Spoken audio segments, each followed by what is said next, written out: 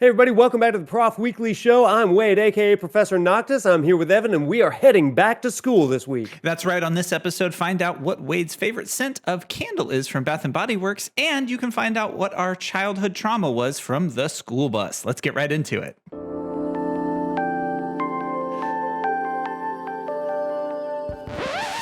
Back to school. We go back to school. Wade, it's a back to school episode. It's time. It is the back to school episode, and I cannot think of a better way to start out than Clearly. that beautiful serenade. You have to. We need to start more segments with musical intros. With music. Oh, art, so underappreciated. Yeah, Fund the arts, I say. Yes, fund the arts, indeed. Hot topic, but fund the arts. I don't want to have a cold take here, but I would say we need to fund more art. Art is good. Well, we have a lot of our listeners are big artists. Some very talented musicians, some awesome artists. They've got some great stuff. So keep it up. We've enjoyed everything that people have been posting in the Discord too. If you're not in the Discord and you're listening to this and you want to hang out with some really fun people, hop in the Discord. Yeah, we'll put it in the show notes. Okay, back to school though. This is our back to school episode. The air is fresh. I've got my Oxford, the Oxfords are button down. They're on. We're ready to get back into learning, back into academia. It's been a minute since we've actually been in school, though, right? Yeah, I mean it's an interesting thing to do a weekly show that's about learning, and started in the middle of the summer. It really is. It really is. But we use this term lifelong learners, right? And I think that we're at our best when we are learning throughout our lives, learning new things. You're never too old to learn something new. You can teach an old dog new tricks. Yeah, right? Can you teach an old Wade new tricks? We're about to find out this episode. We are about to find out. We definitely will. But I think there's a bit of an announcement. We had some exciting news that came in earlier this week. Would you like to share the news? I would love to. So if you're on Twitter or anything like that, you've probably seen me excitedly announce that I got my first educational grant. It's my first one. Absolutely amazing. But not just any educational grant, but this one enables me to start what I call an experiment called the Game Lab.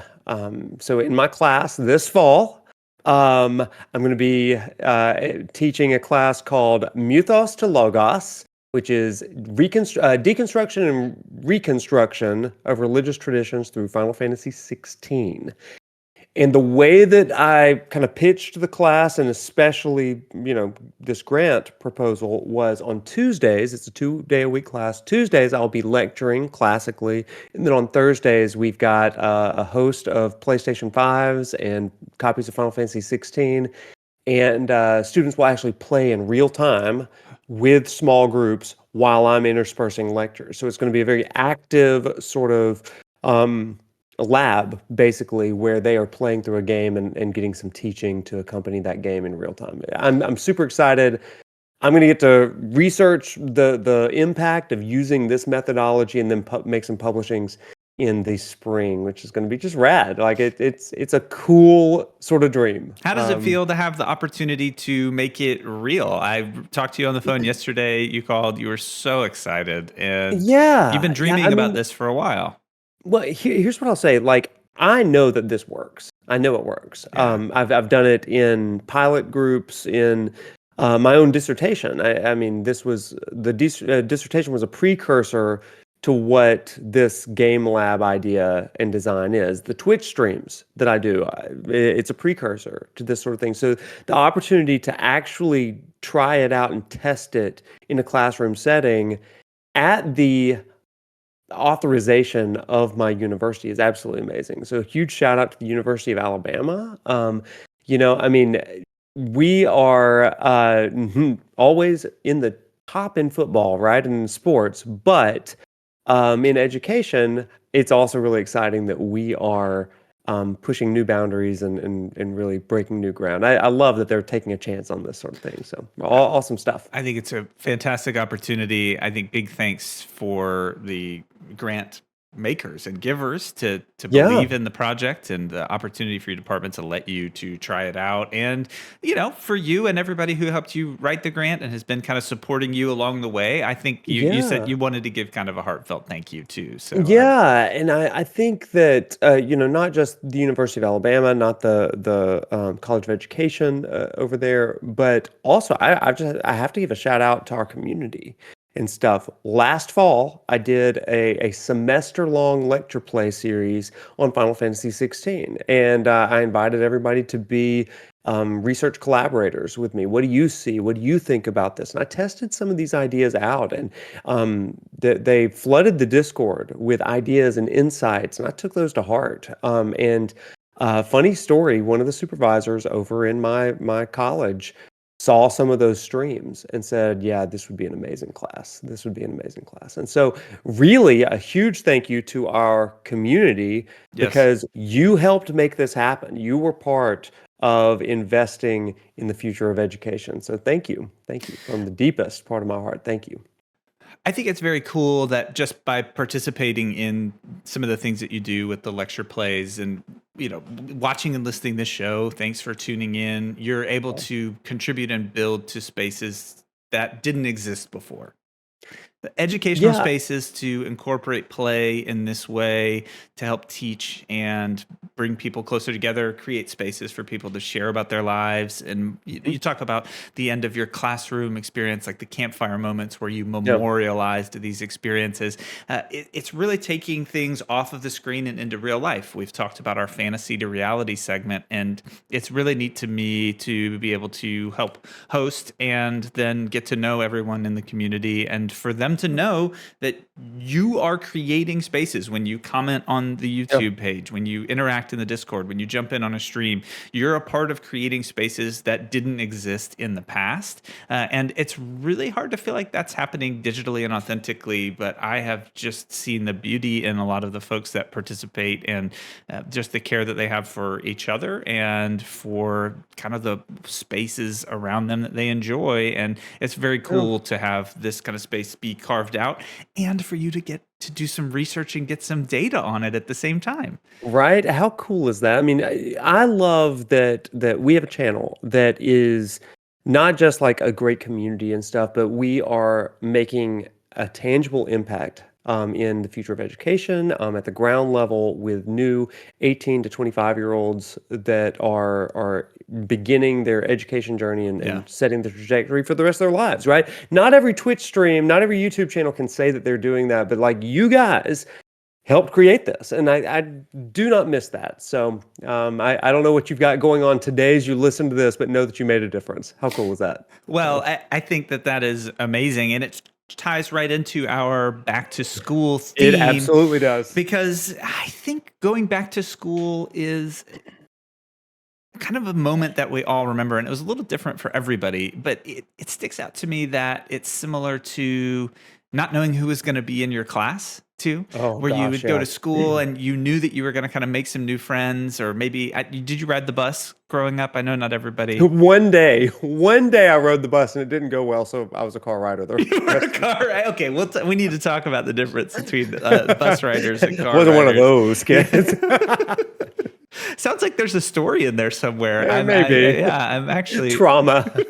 I'm actually really interested in unpacking that. But I think that's part of what back to school can be for us in this season too. It's this newness, this idea of a clean slate. Can you describe that feeling in the air when you were a kid and you went back to school, and kind of relate it to what it feels like to go back to school at a university these days? Because not everybody's on like a university campus. So what's Yeah. kind of the vibe on campus when back to school starts up? Well, it's totally different. When I think about elementary school and high school, I think of freshly shaven pencils, like that smell that just like Hmm. permeates the air, and like The you've got your sawdust, the brand new graphite. pencil box, Yeah. your new like Yeah. three-ring binders, some Hmm. Lisa Frank maybe. You remember Lisa Frank? Yeah. All the girls had those. And, Dolphin like transcending yeah, the universe Dol- on a pencil. the most acid trippy sort of Yeah, thing you've ever seen. exactly. Is like what? It's my math binder. It was great. All the things that we used to do, like when you take the mechanical pencil and like pretend like you were giving yourself a shot, or Oh like my stab your gosh. neighbors, or like pinch your finger in the 3-ring binder, where Hey, you're I have just to question. like holding it up in the air.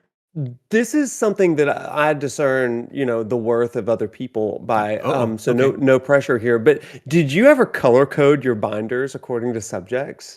What were the colors that you selected for different subjects? This is emblematic of my entire life. I would color code my binders and I would approach the semester with the greatest of intentions. Oh And God. then it would always just end up as like the first 2 pages for the first 2 class. And I just wouldn't even make it through the first day before I just Oh, abandoned the color coding system and just became like a backpack stuffer. Because there's two kinds of people in wow. elementary school. There's And they your are on the stream. yeah, they're your oh yeah, are we at odds here? We're at odds There's here. your Yeah. binder, right? You have your clip and you have your hole punch and you got to organize everything and you have your color code in your folders. Then you have people like me who are ambitious that we could do that. I create the perfect system in my mind and then I am unable to follow that system in any capacity growing up. And I end up just being like a backpack smusher. Now I wasn't like the trash compactor because there was you have There are trash those. compactors in your Yeah, class yeah. where they just open up the backpack and then they just slam the papers in and it just becomes this almost core sample of their semester when they need to go through something. They're like, hold on, that assignment was from August. I got to They dig start past digging October and like September. Mary Poppins bag style. Like Yeah, just exactly. Well, they're like archaeologists. Like they're like dusting they stuff are. off. There's like a cosmic brownie, little Debbie, somewhere smushed on the home board. Do you remember the I hate cosmic that brownie? idea. Yeah, Aside, yeah. Not as vividly as you just described it, but favorite little Debbie snack. I like a Swiss cake roll. Ooh, I think I'm an oatmeal cream pie guy. Ooh, can't go wrong. They're so Can't go good. wrong. Also the favorite of the one and only Coach Nick Saban. Oatmeal cream Starts pie. out the day oatmeal cream pie. Did Wow, you know that? I like it because it has the illusion of health. Yeah, yeah. I know that you're a Georgia guy, but like I have a lot of Nick respect Saban, for right? Nick Saban, Yeah. even though he's caused me Well, a lot of misery and heartache. he produced your guy, right? Kirby Smart. So like Yeah, he did Nick refine. He Nick did. Saban in waiting. He did refine my boy Kirby Smart. I He really did. I do appreciate it. Yeah, we can get into that arc on our college football episode when we Absolutely, coming discuss up the college soon. football game coming out. And now we're locked in because we said it out loud. Uh, Yeah, oops, it's so happened. so when it comes to the start of school in a university, give me the feel for those who aren't on a university Yeah. campus. So here you are. We know elementary school, waiting on the bus, the nervousness, right? What are the students feeling as they're coming back to school here on our university campuses across the country? College students are usually pretty eager to get back if you were a sophomore, junior, or senior or beyond, right? Yeah. 50 or 60 or however many years you've been there, depending on your journey. But freshmen are balls of anxiety, and I found that to be the case universally. As long as I've been on a college campus, freshmen are timid. And because they don't really know anybody. They may have known some people from their high school that have come to college, but there is some anxiety mixed with excitement. What's it going to be like? They are living into a brand new rhythm, and the freedom is almost crippling because they've always been told where they had to be, what they had to do at every stage of their life. And here they are unleashed on a college campus, sometimes in a whole city, and said, here you go, here's your life. Choose wisely. And choose your major wisely. It's going to determine who you are and what you do for the future. Choose your friends, your fraternity, your sorority, your student group, whatever you're in. Choose wisely. And so there's a heightened level of intensity of decision making there.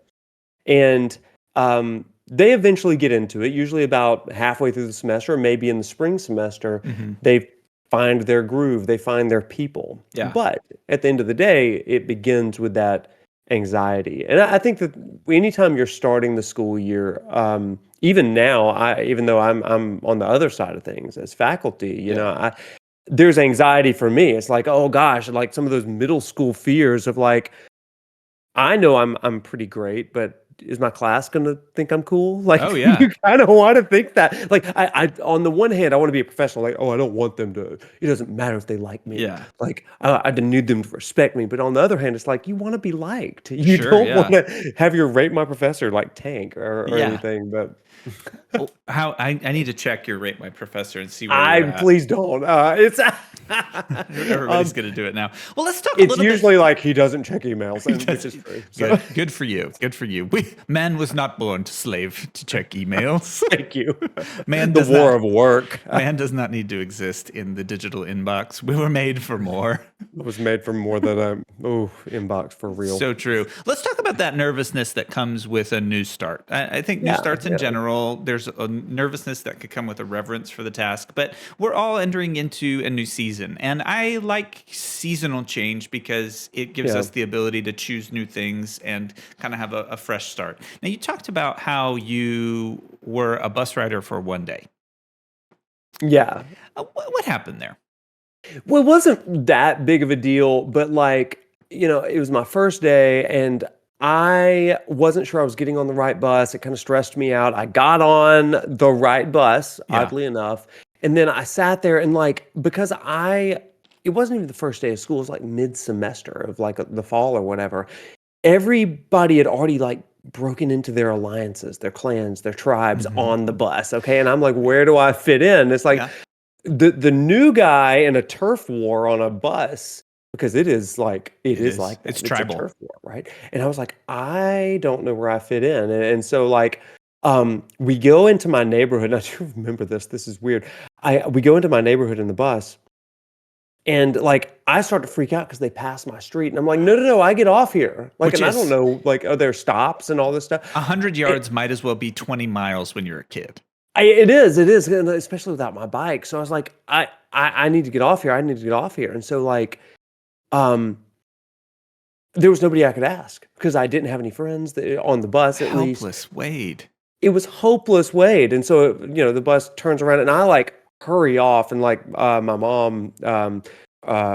But I run into the house, and there's my mom. She was like, "How's the bus?" I was like, "Not happening. Like, I'm not doing that again." So we made other accommodations. Like, it wasn't dramatic, but it was stressful. Yeah, it sounds like there was a little bit of trauma. I had a similar, not fun experience first riding the bus when I had moved to a new area of town. I moved in early elementary school, kind of in the middle of the school year. So school had already started. I started school in another state. And then a few weeks in, we moved and I went to a different school. So people had already known each other. I didn't start fresh with everybody. And I'm riding the bus and I'm kind of like, nervous. What's going on? I have my Wolverine backpack, which is really exciting. Good choice. Timely too. Oh, yeah. No. Yeah. I used to just drag it home from the bus stop on the sidewalk. It would develop holes in the bottom. And my mom was like, why do I have to buy you a new backpack every year? And then she saw me walking home, just dragging it. She's like, I'm filled with crumpled up pieces of paper because you had just shoved them in there. Yes. I'm beginning to see why we need to make these purchases every year.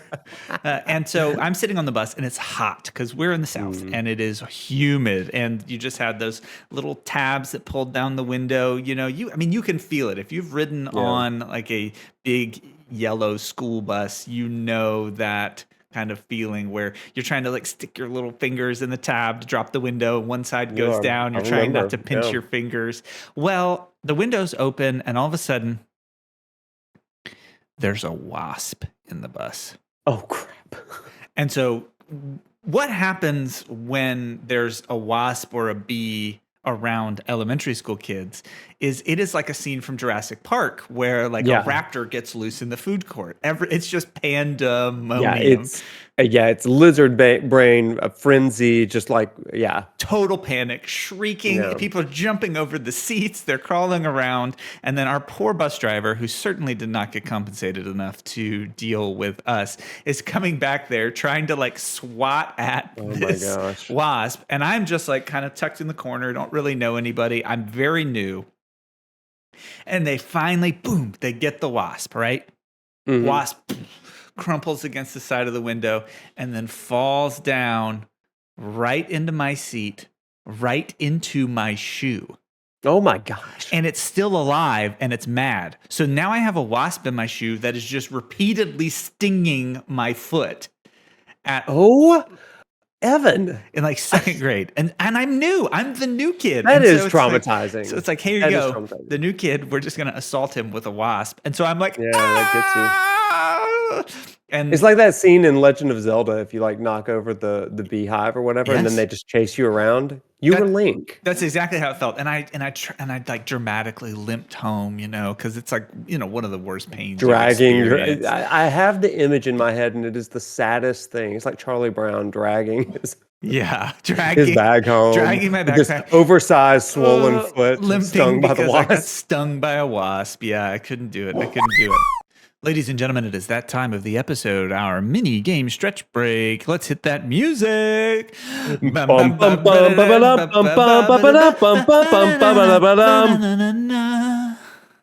I really don't know if you know the tune of this song, Evan. I'm losing my concern. I'm gonna level I'm with growing you. in concern. It's like a bass undertone, but then also it's like all of I don't know the melody. As much time as you spend in the gold saucer gambling in Final Fantasy 14, I am shocked. I like the scratch off tickets. I love it. And I just run around and play the mini games. I've been playing whatever the Vermilion RTS is with your minions. Oh my gosh. Verminion or whatever. I'm so glad you found it. I knew you would love it. It's like Pokemon in Final Fantasy 14. I'm having a nice time. So it's that time of the episode, our mini game stretch break, where we take a break. So we're gonna stretch wherever you are listening. Make sure that you get some stretches in too. Like, check it out. Roosevelt, my dog is stretching behind me. You can't see him. I can do my shoulder exercises. I went to a physical therapist yesterday to do an annual sort of checkup sort of thing. And they taught me some brand new shoulder stretches. And let me tell you. I'll tell you what. Pain. Pain. Professional. Physical therapists are professional pain makers. They are torture experts. Modern day torturists. Torturist. Is that what you would call someone who tortures? A torturist? A torturer? Not a torturer, a torturist. A torturist. Because they specialize in it. Yeah. Well, good. So, be kind to your body. And we use the minigame stretch break to get to know each other. And we do that using our bingo wheel of vulnerability. But we have some new cards that we're going to go through too. Why don't you introduce the cards and then we'll get to the numbers. Absolutely. We are using from the Heroes Planner and Heroes Journal company, the SideQuest deck. And so they have a great set of series of cards and resources to help people think differently about the mundane tasks in their lives. Shout out SideQuest deck. All right, everybody, there's numbers 1 through 50 in the bingo wheel of vulnerability. And so I'll give it a little shake so you can hear it. So there you go. And we're going to guess a number. I'm going to say 14. I also was going to say 14, but I guess I'm going to go 13. 13. Okay, so listener, check it out. Guess a number 1 through 50. We'll see if you're right. Here we go. Tell me when, Wade. Win. Oh.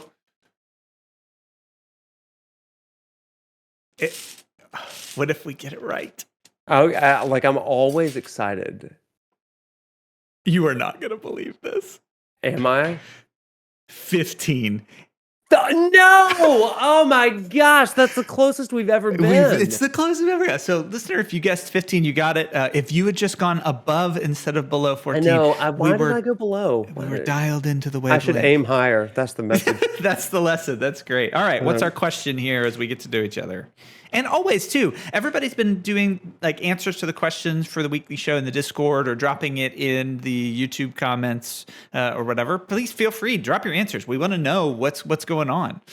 So where are we at? 15. These cards are typically in the form of a challenge, but I try to reframe it so we can talk about something similar that we've done recently. So today's challenge is spend some quality time with an animal.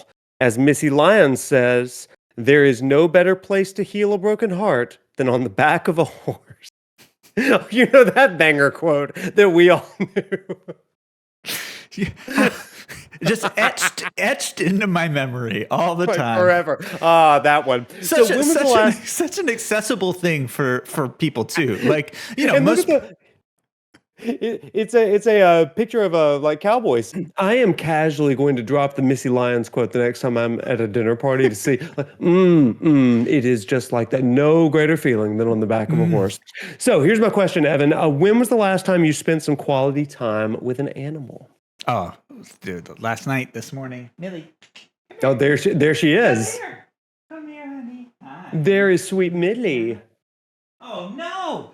Oh no! Come here, honey. Something terrible is happening right now. Yeah, there she is. Oh, nope. There she is. This Look at is her in all her Millie, glory. everybody. Oh my and gosh, you I get to guys. spend lots of quality time with Millie. And are you camera shy right now, honey? She is gigantic. She's much Yes. bigger than I saw her She last is, time. and she just got a haircut. Look at my beautiful Oh, look at that eyes. new She haircut. says, hello. My name's Millie. So, I mean, you're spending quality time with her right now. That's good. I am. Yes, it is. Do you want to hang out with the rest of this segment? Yeah. Oh. Aw. So yeah, I'd say like right now, I love spending quality time with animals. They're like Pokemon, but real life. They are. So similarly, my dog is not in the room. He is sleeping literally in my bed under my covers with his head on my pillow right now. One of my dogs. The other one is at my feet, but she is sleeping. But Fisher, I spent about an hour with him the other day, and he learned not only to fetch a Frisbee, but to catch it in his mouth and bring it back to me. I mean, this was a great afternoon with Fisher. I just gotten back. I posted it on Instagram and put some nice Red 13 Cosmo Canyon music in the back, and I was like, this dog is so good. That was some great quality time with my dog. So. Oh, that's great. And I have all of Millie's hair in my mouth right now. So this is that is also quality time with your dog. So listener, no better time than the back of a horse. So always remember. Get some quality time. Always a good day. If you haven't been to a pet store recently and just walked around and just kind of interacted with the animals, like it's fun. Like little ferrets running around or lizards or fish. Get some time in nature. Go watch some squirrels out in the yard, whatever it is. Right. Oh, that's great. And you can also, at least in our town, in Tuscaloosa, you can go to the animal shelter and take dogs out on Friday afternoons just for a nice afternoon. Give them a nice walk and stuff. You don't have to keep it. Just give it a good day and then return back. So. Well, and show off your pets in the weekly show chat on the Discord. We'd love too. to We want to see some pet pictures. We need to know the names of your pets, those kinds of things. Let's celebrate our animal companions and our interdependence as species together. As Missy Lyons said, there is no better time than on the back of a horse. No better time. We're going to use that so much now. There's no better time than the back of a horse. Thank you, Missy. Thank you. Thank you so much. We definitely know who you are. Totally. What was the name again? Missy Lyons. Missy Lyons? Do you know that name already? Lyons. No, I've never heard of Missy Lyons. Okay, we need to learn. So you know what? Before we end this segment, I'm going to look up who Missy Lyons was because we can't just drop it and leave it. I think it's I think it's the first female bull rider. That's my guess for who Missy Lyons Google's is. autocomplete is Missy Lyons obituary as the first thing. So. Okay, so Missy Lyons was the author of Bound by Desire. Oh, so this quote says there's no better place to heal a broken heart than the back of a horse. Well, that was an adaptation if I've ever heard one. Okay, time out. She might have been a romance author. Oh my God. Dude, okay. She said, okay, here's some other quotes from Goodreads from Missy Lyons. I feel alive when you kiss me. When they confronted her like this, she felt like a delicate freaking time bomb just waiting for a time and place to explode. She had to remember not to look at him when he smiled like that. Missy, oh my gosh. Barbaric is letting the woman suffer to be alone for the rest of her life. The supernova sun would be cooler than the fire lighting our desire. Cowboys don't go around breaking hearts. Cowboys don't go around breaking hearts. Oh my gosh. Sometimes they steal them though. So good. Missy Lyons, we've learned so much today. Yeah, I don't know. I'm not going to dig too much more into these. I wouldn't, for the safety and sanctity of the show. I don't know if this one's staying in. Everybody, if you want to know more, Google at your own risk. I know. I'll tell you some of the rest of these quotes off stream. Oh my gosh. I wonder what you would say, the advice that you give to your students that are coming in to take advantage of that kind of new start opportunity, and how could that apply to us maybe who aren't even in school anymore? We can kind of capture some of the energy and the crispness in the morning air waiting for the bus as we enter this season. I give two pieces of advice to my freshmen. I said the first thing is because you are now the master of your schedule, you have freedom to choose. I'm going to share some wisdom that I got from my dad. My dad was a Marine. My dad was very disciplined, habitual, that whole sort of thing. And he used to come in and wake me up about 6 a.m. before class, before I went off to school in the mornings, and I would, roll over and be like groggy, the whole deal, or whatever. And he would like knock on my door, say, "Hey, Wade, get up, get up, get up." And then when I didn't, he would come back in. He would say, without fail, "Wade, get up like you meant to." And it's like, huh. And sometimes he would say something like, "Start the day like you mean to." And essentially what he was meaning was, don't start your day by accident. And what I've found is if you start your day by accident, you're going to live on accident that day. But if you start your day on purpose, you're going to live on purpose that day, live like you want to. And that to me has been the biggest piece of advice that's really taken me through my life. If I start my day like I mean to, then I'm going to live my day like I mean to. And I share that with my students. And so I ask them, I take them through an exercise of like, how does your morning wake up ritual determine the rest of your day? How are you doing that with intention and paying attention to what you need for the day? Breakfast is the most important meal of the day, they say, but your morning ritual is, I think, the most important thing that you can do for the day. So what's the thing that's going to start you out on the right foot, get you out of bed on the right side, the whole deal? All the cliche sayings. What is that? So, yeah, start the day like you meant to. That's number one for me. And I'll tell you, man, like it hits with students. Yeah. They're like, I have been waking up and living on accident. And let me try something different. It's a cool thing. That's number one for sure. Yeah, you talked about there's a heightened level of intensity in decision making, is what you said earlier. Yeah. There's a heightened level of intensity in decision making. I wonder if you could break that down a little bit more. What is it that makes that decision making feel so heightened, and what can people pay attention to in those moments to really take advantage of the fact that they're just not in the same routine? There's newness and new opportunities and new time things that you could take on. Yeah. Brene Brown in her incredible TED talk on vulnerability, the power of vulnerability, she talks about this crippling decision making sort of thing and how choices are vulnerable. Decisions to put yourself out there for certain things are vulnerable, and we avoid vulnerability. And yet, vulnerability is the key to finding our life's greatest sense of meaning, validation, happiness, joy. It is the seat of joy, and it comes through vulnerability. And the way that that relates, the reason that I bring that up is whenever you are making a decision, really starting in college, by saying yes to one thing, you are innately saying no to a host of other things. I want to be an engineer. Well, that means that you're probably not going to be, a poet. You could be, I guess, but you're saying no to other potential opportunities right off the bat. It doesn't mean that you can't backtrack and go a different way later in life, but you are saying yes to an opportunity for this moment. The person you date, you're saying yes to one person, no to others, and in most circumstances.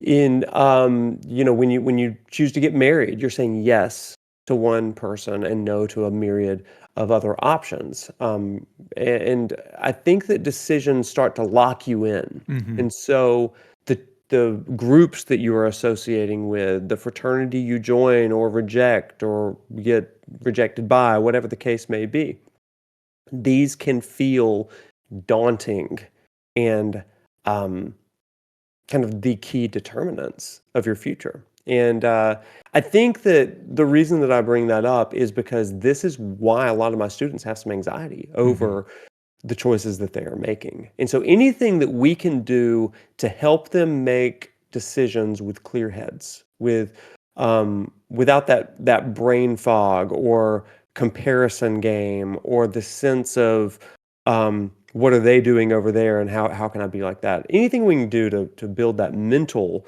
emotional IQ sort of thing as they make those decisions, that's good stuff, I think. How can those of us who aren't going back to school anymore Yeah. capture some of that energy, that Oh, that's the the beauty. newness, the opportunity. I think this is we Yeah, have to be able to live into this a little bit, and there's some great opportunities that exist to try some new totally. things, get a fresh start. What would you say to people who aren't on a campus? You don't have kids going back to school Yeah. necessarily, that kind of stuff. So seasons change and semesters starting, even if you aren't in school or nobody that is in your life is in school. Anytime that there's a significant societal change like that, it can serve as a restart for you. So even when I wasn't faculty and I was out of school, I would still kind of reset myself in August. And the reason for that is that was kind of my rhythm of life already. And I just kind of continued that. Everybody kind of has a reset at New Year's. That's an easy one. But how do you reset yourself in June when the semester ends and you're starting your summer? What did you want to do this summer? And how can you set yourself on a trajectory so that you don't waste it? Here's the thing. You may be sitting here right now thinking, hey, I did not accomplish all the things that I wanted to this summer. Yeah. Well, the good news is fall is coming. So what does it mean for September for you to reset yourself? And what rituals do you need to put in place? I keep using this word ritual, and I think that I should elaborate on that a little bit. A ritual is essentially something meaningful for you that helps clarify your mind. Now, there are religious rituals, and that has a whole component, but there are habitual rituals as well. It's the thing like, well, on Mondays, Wednesdays, and Fridays, I'm going to go for a 2-mile run, and then I'm going to have eggs and bacon immediately after. That's Yeah. a ritual if it is serving you in the way that a ritual might, giving you a Hmm. clear head and a way to start your day or to end your day for that matter. Do you have a post work ritual that helps you wind down from work mode and get into family time or evening time or whatever it is? That's why we talk about games before games. It's a ritual sort of Yeah. thing so that you can take care of yourself and go into your gaming with a kind of clear head and really get the most out of that. Yeah, the seasonal reset that you're talking about Yeah. is an interesting thing, because I think some of us are really into these opportunities for reset, and then others of us have a hard time feeling like we can do a reset because we feel like we committed to Yeah. something and it didn't work. But it seems like you experience a lot of folks whose lives are changing and external circumstances maybe change what you thought your life was going to look like in a certain season. And Oh the boy, yeah. resilience and adaptability for us to be able to use the seasonal reset to kind of look at this kind of back to school focus is a really good opportunity that I think we can make permission for each other Yeah. as communities to take advantage of, because we do need that feeling of that fresh start, that my grade is a 0. It doesn't matter what my Yeah. grade was for that class. Like that chapter is closed. I'm going to learn what I can from it, and I Mhm. now want to take and apply what I learned kind of to this next season. And then it's going to come to a close at some point when the air gets crisp and then the weather Yeah. starts to get cold. But we do tend to lose that a little bit when we get out of that academic rhythm.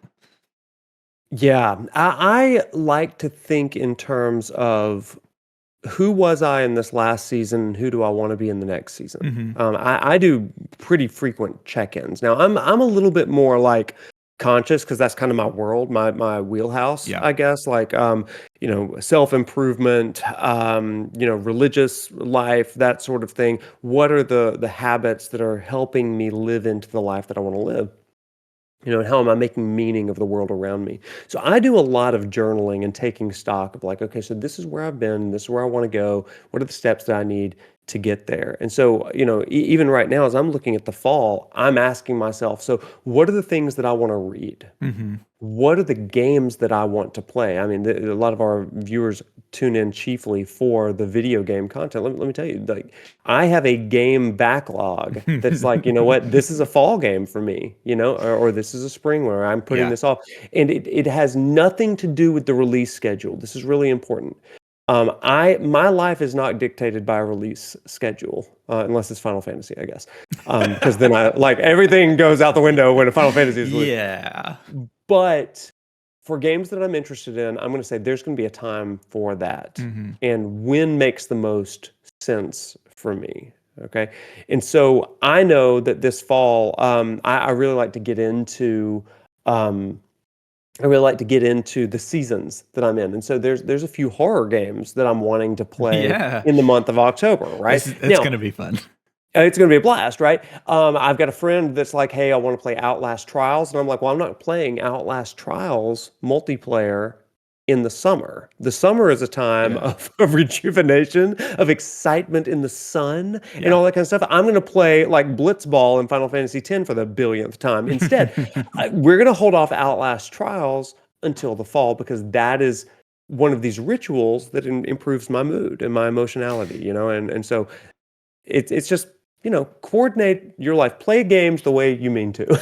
Yeah, what I love that because it did seem like a more intentional way to Yeah. help people understand that like you want to change your life, make your bed in the morning, right? Like because Yeah, that's yeah. like okay, listen, like I get it that like the intentionality sets you up for the way that you set your day up, and you Sure, start off on a sure. good foot with an active choice. But the way that your dad phrased it is a lot more helpful to Yeah. me because it connects the meaning behind the behavior. I wonder how this idea of a new game and Mhm. how games can help with living into seasonal resets. Well, let me explain that a little bit more. I have been sitting on a lecture play series for Final Fantasy VII Rebirth ever since I finished the game. I was taking meticulous notes as I played through it the first time. Played the last two chapters on stream and got a lot of really cool information. I've been working on video essays and all this kind of stuff over the course of the summer. And there was a temptation to really get on the hype train of like people were streaming Rebirth. It was like all the buzz and all that kind of stuff. But I knew that summer wasn't the best time for that. I knew Yeah. it wasn't. I knew it wasn't for me in my mental state, but I also knew that it wasn't like people cannot have the same level of regularity in the summer as they do in the fall, because people are taking vacations, it's family time, it's beautiful outside, at least in North America. And so it's like you want to be out instead of like glued to an educational stream or something. So I'm starting my rebirth play in September when school is back in and we've got a little bit more rhythm and margin, because I think that that's a season where people are thinking about moving forward, Hmm. about resetting, about growth, a rebirth in some ways, Yeah. right? Summer, you're not thinking about that in the same way. And so I try to be aware and conscious of what I'm playing and when I'm doing it every year. I used to back in the day, and I'll probably mention this in my lecture play series. I would start out my fall every year by playing Final Fantasy VII. I've played that game 25 some odd times Yeah. since it was released in 1997. And um, part of it is because it was part of my ritual of resetting. There was Right. something about that story that hit me in a way that reminded me of my own identity, about how identities change over time, and who I am, who I want to be, and the people that get to go on that journey with me. So for me, selecting a game that is meaningful to Yeah. be like my canon season starter for me is Yeah. is really good. You said Yeah. there's something about that story that reminds you of your identity. Yeah. I wonder what it would look like and what you would think about other things that you can do in your lives in a seasonal change that remind Mm, you of your identity. I think about music, especially like an yeah. album that you listened to when you were a certain age, or movies that you can watch, or a book that you can read, or things that you used to do that remind you of your identity and Mm. who you were when you were younger, and how play specifically is a big contributor to getting back into that state with the way that you interact with the like story and the music and the game. Here's what I'll say, this is not research based. This is just my observation. There's a powerful thing that happens when we feel that moment of nostalgia. Hmm. Nostalgia is almost like a prescription for identity loss. Hmm. Because when you find something to be nostalgic, when you are remembering that first moment, or this feels like home, this feels familiar, what you're in effect doing is you are remembering a time in your life that was filled with something, Hmm. joy, familiarity, homeness. You're not nostalgic for bad times, right? That's a whole different thing. But when you feel nostalgia, there's a warmth in you. And I think anything, whether that is music or a game or something like that, it connects you deeply to a time in which you long for. Maybe it was a simpler time, maybe it was a relationship. Those are grounded moments for us. And I think that's why I try to revisit things that made me. It's why we ask the question of a lot of our guests, if you had a required reading list of a video game, what would it be? Well, this tells us not just what we should play, but it tells us a lot about the people we're talking to. You know, Mm. it says, okay, this is a game that made you. I love that conversation that we had with Matt from Momiji Studios. This guy that makes games. Well, what's the game that made you? Yeah. And I love that because it's the one that when I replay it, it reminds me. To this day, Mario 64 will do that for me. Uh, when I played Mario 64, Whop, and yep, Mario, whop, yep, wahoo! yeah, all of that, Mario 64 and Mario Kart 64, Yeah. that was when I began getting into a little bit of cinematography in video games. Are you Oh, ready for moving the this? This camera around. this was a curveball, right? And so I remember that I used to select tracks from CDs that I got, and I would play them, and I would fix the camera and have the most dramatic angles of Mario jumping, and especially in the last stage and stuff, and I would sync it up. So like pre-video Yeah. editing, Noctis over here, like that's what I used to do. And every time I play Mario 64 now, that feeling of like, wow, something that I did in 1996 connects to what I'm doing here in 2024, and I had no idea, but it roots me, it grounds me. I'm freaking out a little bit because you have just walked straight into my next question as we kind Oh, of start really? to wrap up. Truly, I feel like we're mind melded here. Yeah. I'll just state the question as I was going to ask it as our kind of wind down, and you do a interesting and amazing job of using outside things to memorialize games that you play or moments in life. And you talk about nostalgia, and nostalgia being rooted in a lot of ways in like the sense of smell and taste and experience. Yeah. And so I know that you have like certain scents of candles that you will light so that you can create a space and you can like smell, and it puts you in the environment to play a game. And you'll go get a certain snack that reminds you of like a moment in time to kind of memorialize I and do. set I apart do. the season. And I think that's so cool. It's a neat way to do these little micro celebrations and set the stage for the things that you're going to experience. Yeah. And so I wonder if you could talk everyone through and encourage them a little bit to like go out and spend 10 or 15 bucks on a candle, go buy Yeah. a snack from when you were Man. younger, like get us going, bring the juice, like get people Dude, it's encouraged so to good. set that season apart. This is so funny that you mentioned this because I realized I had done something without even realizing it the other day. I went to Bath and Body Works. Shout out Bath and Body Works. They're not a sponsor of the show, but they could be Yet. one day with your help. Bath and Body Works is my go-to, right? I love mahogany teak wood. We're about to flannel season. Flannel's like one of my all-time favorite scents from them. You can hear it the- coming off in the distance. you hear it. And at the beginning of summer, early summer, they put out kind of an orange tinted body spray and candle called Canyon, and it reminded me of Cosmo Canyon from Final Fantasy VII. And so when I There it was in is. Cosmo Canyon playing Final Fantasy VII Rebirth, I lit that freaking candle, sprayed that body spray, and it makes me think of Cosmo Canyon every time. So in the morning, I'll like spray myself or whatever. And it's like, ah, Nanaki, Red 13. I'm ready for the day. Like, it's so dumb, but it's one of those things Yep. that's like, I am immersing myself a little bit more. Even to this day, you guys, like, when I smell the flannel smell, I think of Metal Gear Solid 5 because that was the first time I bought that candle and I just had it lit in my living room. And like now I like Solid Snake, and it's like flannel. Like,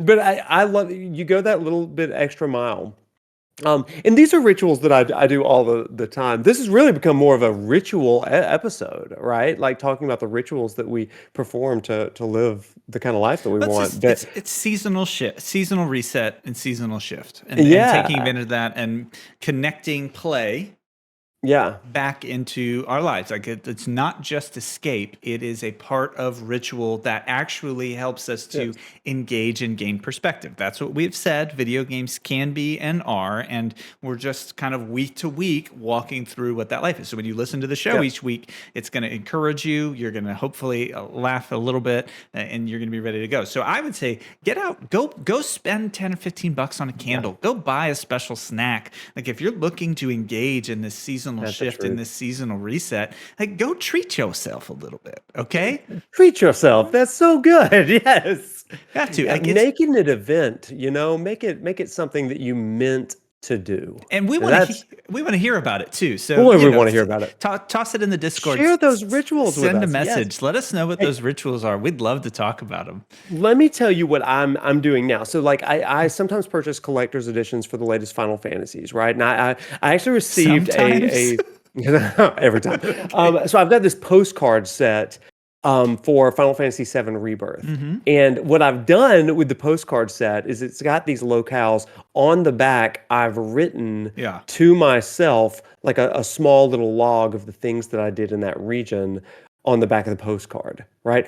Now, I could have sent these postcards like grandma or whoever. They're not going to care about that. But now I've got like a small like memorial of my time in Final Fantasy VII Rebirth. So cool. Done the same thing with Dawn Trail. I got the like a leather Tulialal notepad. That means nothing to those of you that don't play 14, but Tulialal is one of the places. So I spend some time after doing some quests where I'll record that and write it in a journal. Yeah. This just helps me immerse a little bit more, and it also helps me think deeply about the game and my own life. And that to me is like the perfect thing. That's why I love this game series so much, I think. So That is great. Well, thanks everybody for tuning in, and thanks for the discussion, Wade, as we kind of talk about yeah, that seasonal back to school reset. I'm excited to get back into it, and this is a fun thing to get to memorialize that. And I want to, you guys don't always get to see the cast behind the episodes and who really makes these things happen. And I want to introduce everybody. This is Mr. Smiley.